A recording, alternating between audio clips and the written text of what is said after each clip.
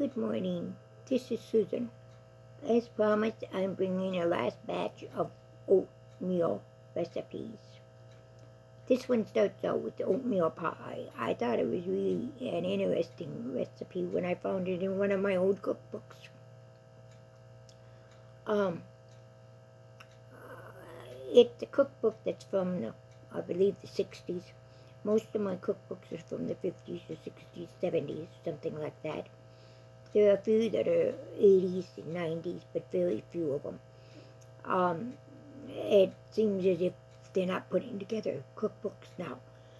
Excuse me, everybody is so busy with their working and with the family time and with the extracurricular activities that they take on.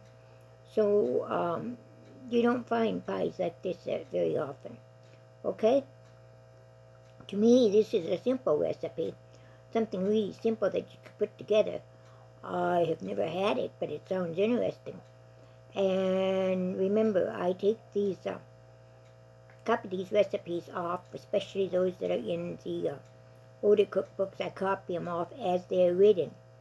And sometimes it doesn't tell you everything that we're used to being told in a recipe, such as how long to cook it. This one happens to tell us, but it is a very simple recipe, and I think it would be quite interesting. It says the tops become, the oatmeal will come to the top and form kind of a crust, and it's lightly spiced. That is what the author says at the end of it. There's your recipe. There's your ingredients. You use butter, shortening, cinnamon, cloves, salt. I almost said pepper, but I guess we don't use pepper in this one, do we? Corn soup, eggs, and quick oats, and you put it all in an unbaked pie crust, and you bake it at 350 degrees for about an hour. The only thing you might object to is corn soup. You might not have that in your preps, but since we've still got internet, quick look that up, and you can make your own corn soup. I forget the instructions right now, but I've seen recipes for it. And that reminds me, I'm going to have to get that recipe too, so I have it. Then you cream the butter and the sugar. You add your spices and your salts. You stir in your corn soup. You blend in your eggs one at a time. And then you pour in an unbaked pie crust. You bake for about at 350 degrees for about an hour, or until inserted knife comes out clean. That is that oatmeal pie recipe. I also have, I can't get it separated here. There we go. Oops, I got two of them instead of one. My fingers are not working today. I got another one that's called oats pie crust. This is kind of complicated. It's not one that I would make generally, but I can see where it would be good if you put pudding in it. Use the pudding to make the pie, or cream pie. Any kind of cream pie would work. You take 3 cups of oats, add 1 teaspoon of salt, half a cup of flour, 1 cup of sugar, 1 tablespoon of molasses, and a half a cup plus 2 tablespoons. I got you, but I think you can use butter divided. It says put the oats, flour, and salt in a blender. Blend it thoroughly. That means the oats will be finely cut. Cream in your I said butter here, ghee or butter, sugar, and molasses. Then you add your floured oats, okay? Your dry ingredients. That would be your oats and your flour and your sugar. Salt. I'm really getting mixed up here. Okay, let's start again. Put your oats, salt, and flour in a blender. Blend thoroughly. That means until the oats are finely cut. Cream 1/2 cup of butter, the sugar and the molasses together, and then you add the dry ingredients. And you mix these thoroughly. Spread the mixture on a lined cookie sheet.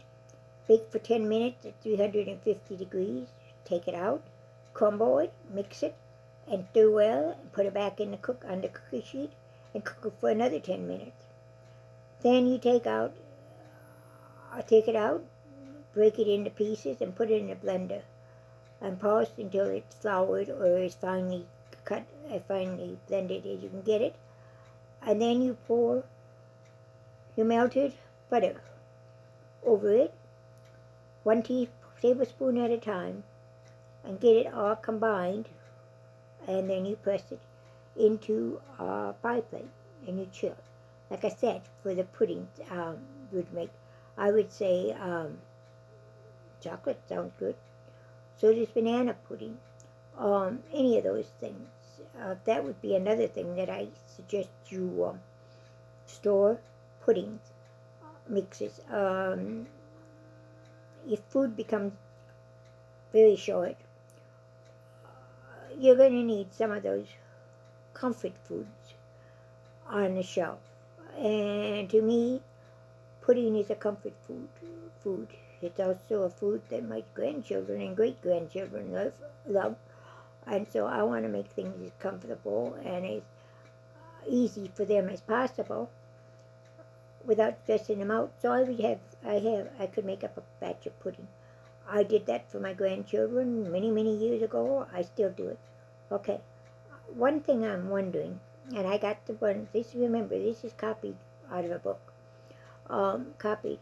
One of the things I thought when I was copying this recipe was, I wonder what would happen if I put the same amount of oats, if for a regular pie crust, I mean not one that you bake, one that you can put your fruit in. What would happen if I took a cup of oats, or as many cups of, as much oats as called for flour, and put it in a blender, blend it all up until you get a flour, and then going ahead with your pie crust. I add cold water, and I add lard to it. But you can do any kind. If you have the oats, grind your oats up to make your flour, and then you go on with your other ingredients to make a pie crust. I don't know why that won't work. That way you would have a complete oatmeal pie with the pie crust. I'm going to try that and see what happens. Anybody wants to do the experiment for me? Fine, just let us know how it turns out, okay? All right, moving on. Oats pancakes. There are several recipes for this. One of them I've got is one that was, there again, we have the oats, salt, baking powder, cinnamon, eggs, dry milk powder, or use the regular powder. No, we gotta use the, yeah. All right, let's start here again. I would say we would be able to put the dry powder in the milk and just dump it in that way. But if it's easier for you to use, if you don't want to use the dried milk and the water, just use the put milk in place of the water, and forget about the dry powder. And a 1/2 teaspoon of vanilla. There again, we put the oats through a blender or a food processor to powder it. You're making flour. You're making an oats flour. Okay? That's why I told you on the oatmeal pie crust, I wondered why I couldn't put that amount of oats in, flour it, and go on from there. Anyway, you put your oats through the blender, food processor to powder. Then you mix all the oats and the rest of the ingredients in a large bowl. You spoon 1/4 of a cup on a hot griddle, Cook until bubbles form, flip and cook the other side. Like I said, this is a complicated recipe to me. Uh, got too many ingredients. Oh, I can see why. But if you're counting your budget and you're using your pantry, this is an expensive one, expensive recipe. It will use it will use an egg. Not crazy about an egg in there, but in a dry. It's just a complicated one, and it's more. I don't know. It's just a complicated one, and it requires more ingredients than I'm willing to use in pancakes if and when we have a shortage of food, or basically anytime. I am for simple and easy recipes, and anything like this, yes, it may only take a few minutes more, but that means I have to dig out more ingredients. I have to measure more ingredients. I'd rather just have a recipe that only uses 2 or 3 ingredients. Okay, so that being said, I move on to the next one, banana oats pancakes. This is another popular recipe. When I first looked this up, it was this one came up. It says it was a healthy one. Well, if you use bananas and oatmeal and that kind of stuff, it's always healthy. So there again, I am blending oats into flour. I'm putting the oats in a blind blender or a food processor, and I'm pulsing it until it's very fine. So there's another thing you can do. I've got another recipe that's coming up later that's a little bit easier. I'm giving you these banana oats recipes simply because sometimes the only fruit we have are bananas. And you can buy dehydrated fruits, and bananas will come in them, and you can rehydrate them and go for this. So this is why I included this recipe. Place the oats in a blender and proceed and process in the flour. I've already covered that. Then you just pulse it until it's finely floured, until it looks like flour.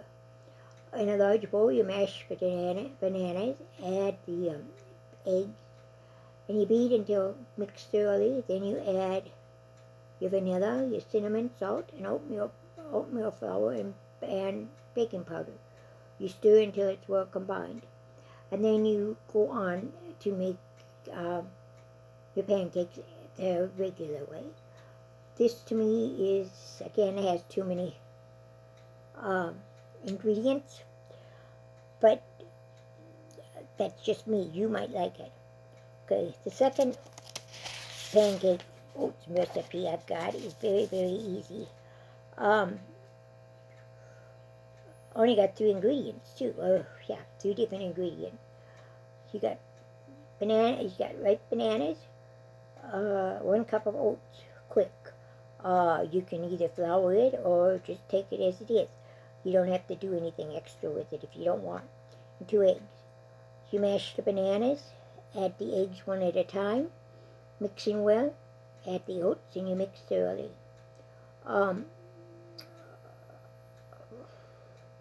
They also said on here, put the oats in a blender and flour or leave whole. It doesn't make any difference as long as you're using the quick oats. If you're using the old-fashioned oats and so forth, then I would powder it. But as long as I've got quick oats, I'm not going to powder. I'm going to just use it as it is. Combine the oats with your banana and egg mixture and mix well. And then you continue on to make your pancakes. Okay? This one is the one I use. This is the one that's really, really simple, really, really easy, and it only requires 2 ingredients. I'm also saying if, like I said, you might not have other fruit available to you, but you should generally have bananas available. That doesn't always mean you do, but if in a shortage, I would say we would have bananas if before we have any other fruit. Bananas or apples. I don't know. I'm just guessing at that, but I included those recipes because I like bananas and oatmeal together. The last one I have, banana oat smoothies. Um, like I said, I'm sure you're good. I will guess I'm going to have bananas. I hope I have bananas. If nothing else, if you get extra bananas, freeze them. And then you can go with any of these recipes I just showed you. Okay? Uh, in fact, I have a lot of bananas that are already frozen. So this one, you just put everything in a blender and you blend it until it's smooth and creamy. There's not much you can go wrong on that one. If you notice, it also adds 1 tablespoon of peanut butter. This gives us some protein too. So these are my recipes for today. This will finish out the oats recipe week.